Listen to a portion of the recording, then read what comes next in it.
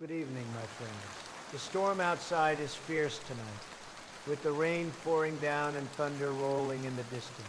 But as you listen to this story, let it be a gentle escape, a gift to help calm your mind and ease you into a peaceful sleep.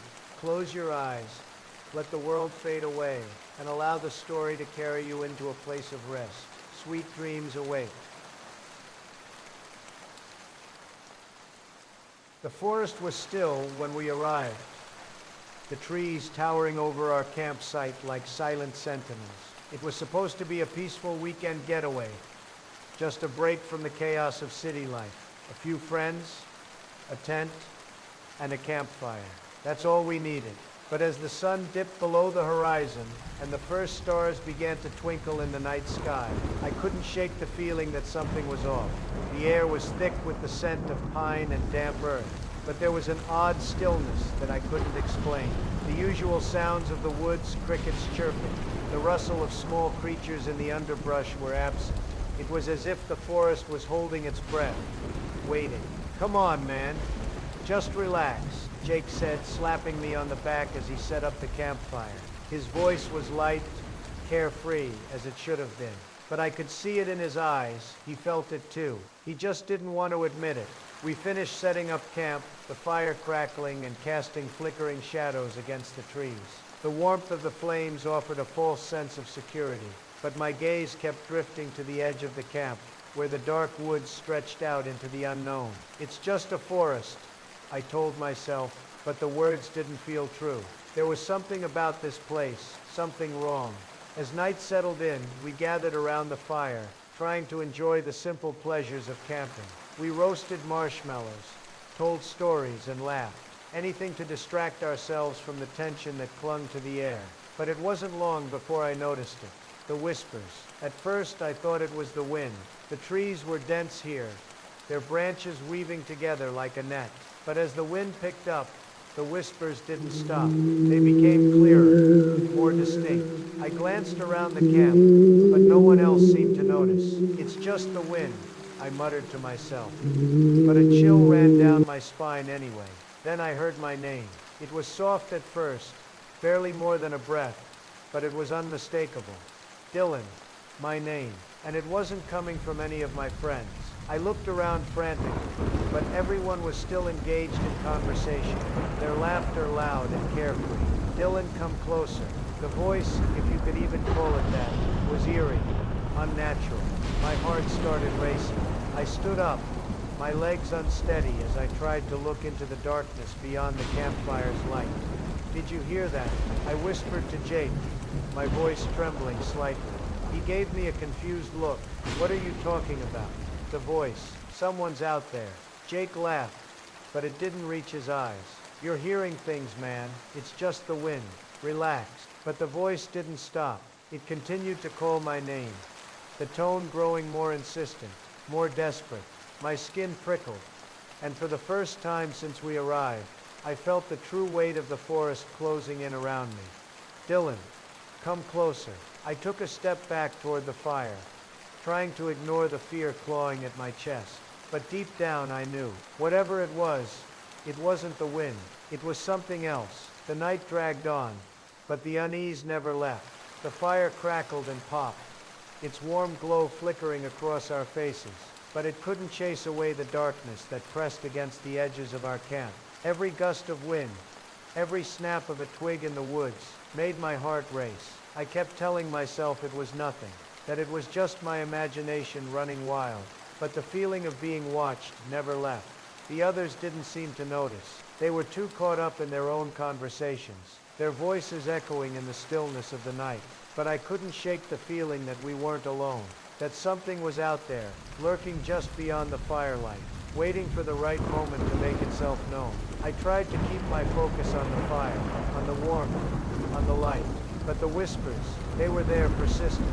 They were no longer just a faint sound carried on the wind. They were clearer now, louder, and I realized with a sinking feeling that they were coming from the woods, not the trees, not the wind, but the darkness between them.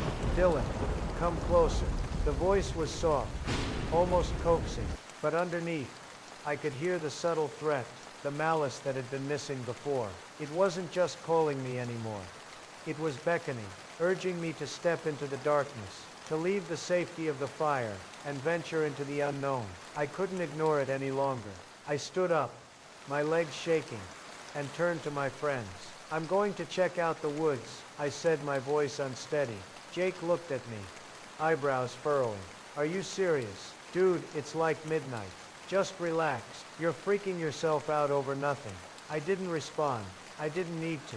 I could feel the pull, the compulsion to go. Something was waiting for me out there, and I had to see what it was. I had to understand what was calling my name. "I'll be right back," I muttered almost to myself, before turning away from the warmth of the fire.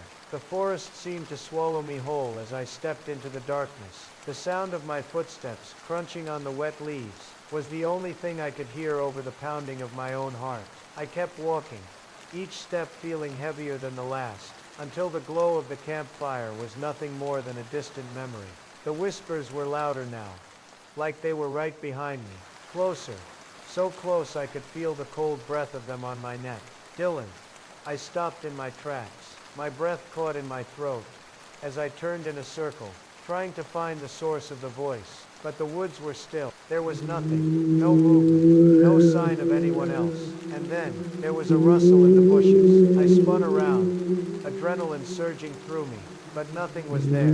Just the trees, the darkness, and the overwhelming silence. But the air felt heavier, like something was pressing down on me, suffocating me.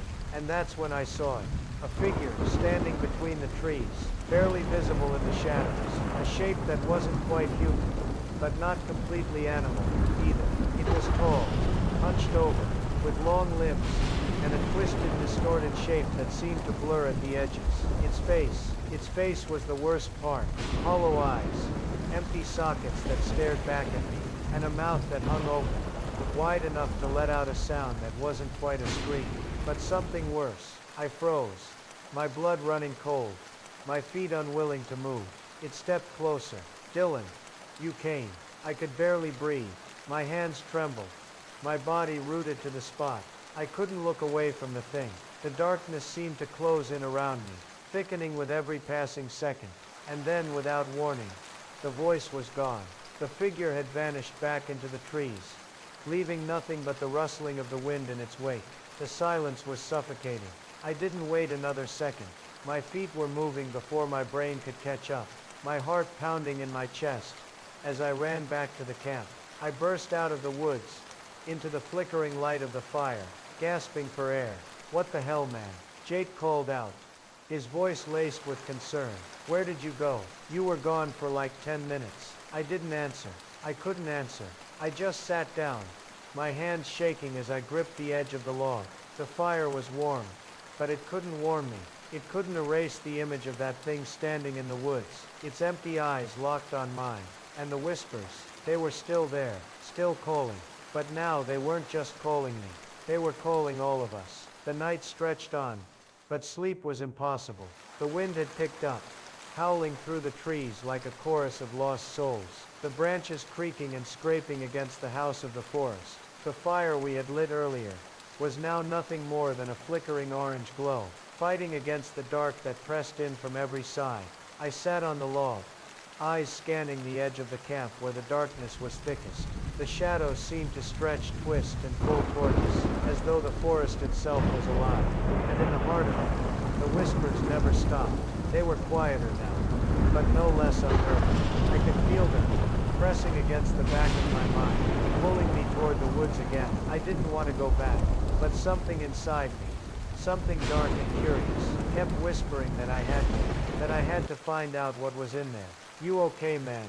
Jake asked from across the campfire, his voice cutting through the stillness. I turned to look at him, and for the first time, I noticed the fear in his eyes. He was trying to act normal, to pretend everything was fine, but I could see it, the unease, the growing dread. We all felt it. We had to. "I don't know, man. I keep hearing things," I admitted, my voice sounding small and weak, even to my own ears. Jake chuckled nervously, though it didn't sound real. "It's probably just the wind, like we said earlier. It's a forest, man. Things move around. Animals, wind. Nothing to worry about. But I knew better. I had seen it. That thing in the woods. I had felt its presence, its gaze, pulling me in, and I couldn't escape it. No matter how hard I tried. I looked around at the others. They were trying to act normal too. Laughing, drinking, pretending everything was fine. But their eyes darted toward the woods too, as if they were expecting something to step out from the dark. I could see the fear in their faces, even if they wouldn't admit it. The fire crackled, popping as a log shifted. The wind howled again, louder this time, and the temperature dropped noticeably. My breath came out in a visible mist, the air turning colder by the minute. It was then that I heard it again. Dylan. The voice was soft, like a breath against the back of my neck, too close, too real. I turned sharply, but there was no one there. I shook my head, trying to dismiss it. It was just my mind playing tricks on me, right? Just the storm. But it felt too real. The voice wasn't in my head. It wasn't the wind. It was someone or something out there. Dylan. The whisper came again, and I could almost feel it, breathing on my skin.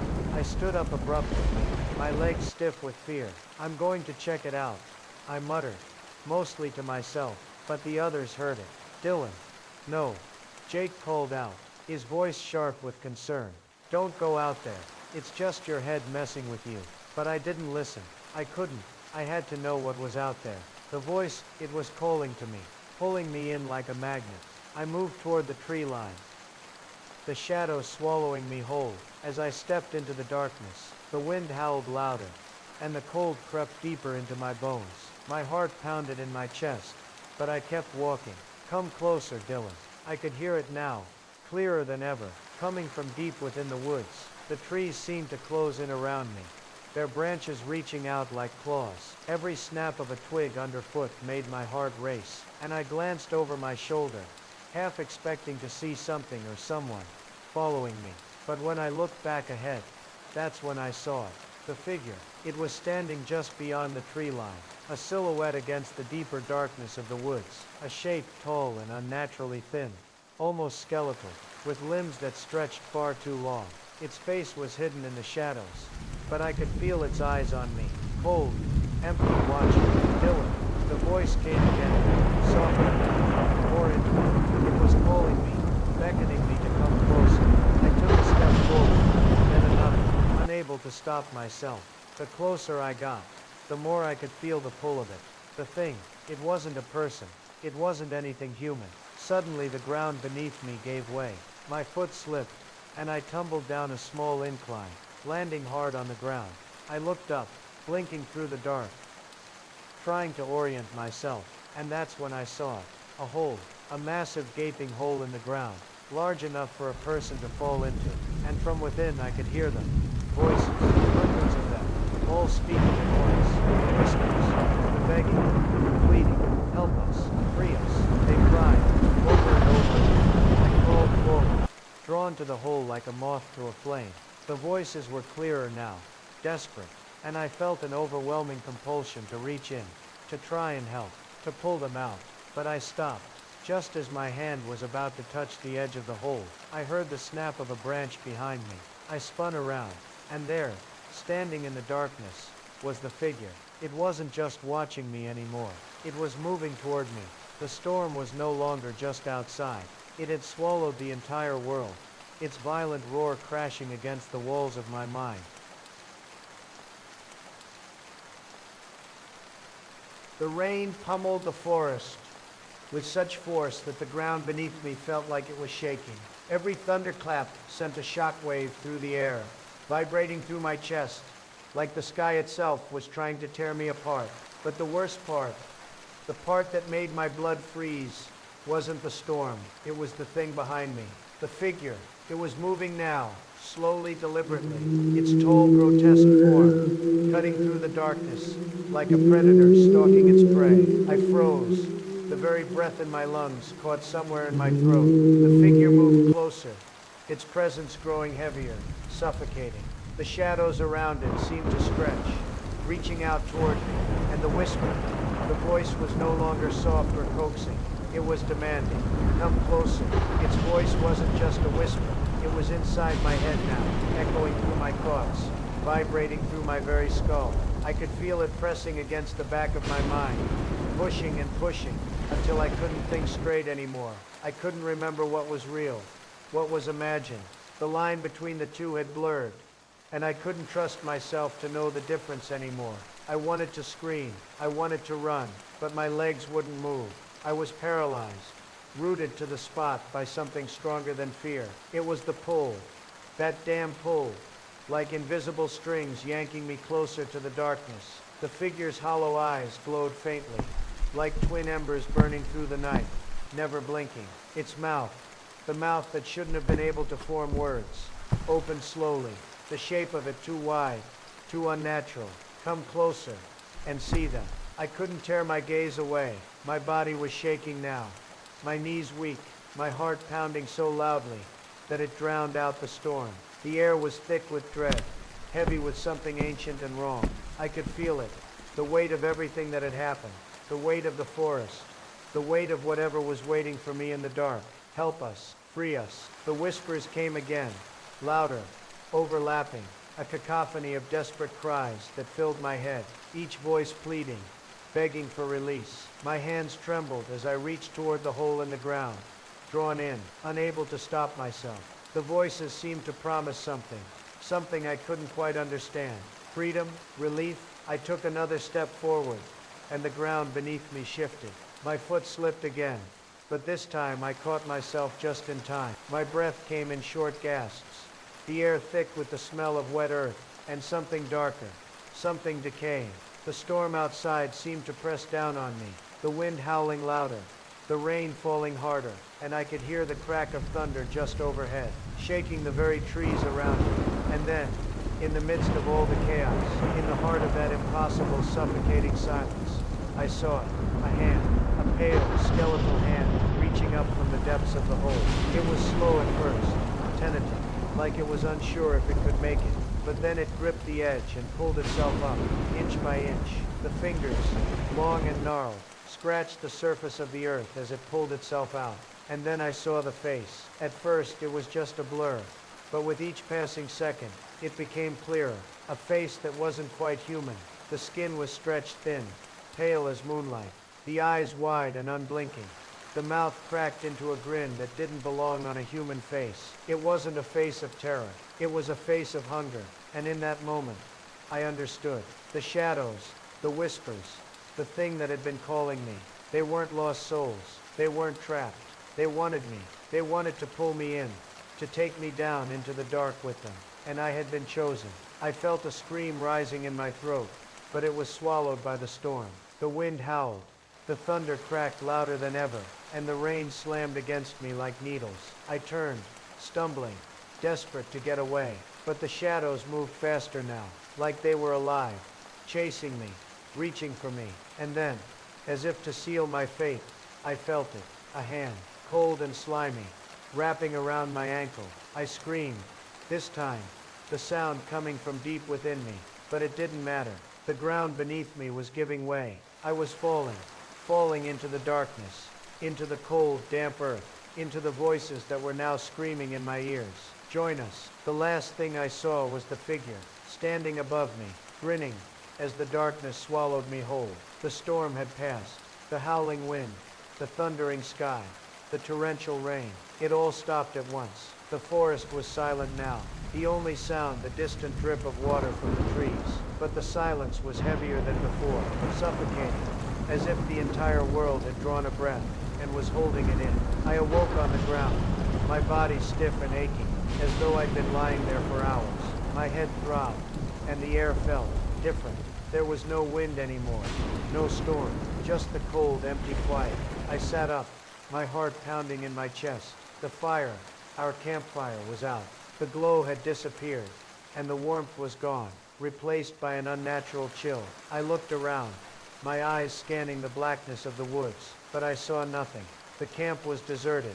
My friends, Jake and the others, they were gone. It didn't make sense. We had been here just a moment ago, laughing, talking, pretending everything was fine. And now there was nothing but the dark, the emptiness, and a growing sense of dread that I couldn't shake. I stood, my legs shaky beneath me, and called out, Jake, Mark, anyone. No answer. The trees stood silent, unmoving. The only thing I could hear was my own breath, shallow and ragged. And then, just as I was about to turn and head back to the car, I heard it. The whispers, soft, almost too quiet to hear, but unmistakable. Come back, help us, come closer. The voices, no, the call was the same. It was coming from the woods, from the place I had been pulled into just moments ago. I could feel it, the pull. It was stronger now, more insistent. It was calling me back, but I couldn't go back. I wouldn't, but I had no choice. The shadows were waiting for me. They were always waiting for me. I stumbled toward the hole in the ground, the one I had fallen into, the one I had seen the thing emerge from. My body felt heavy, my legs like lead, but I couldn't stop.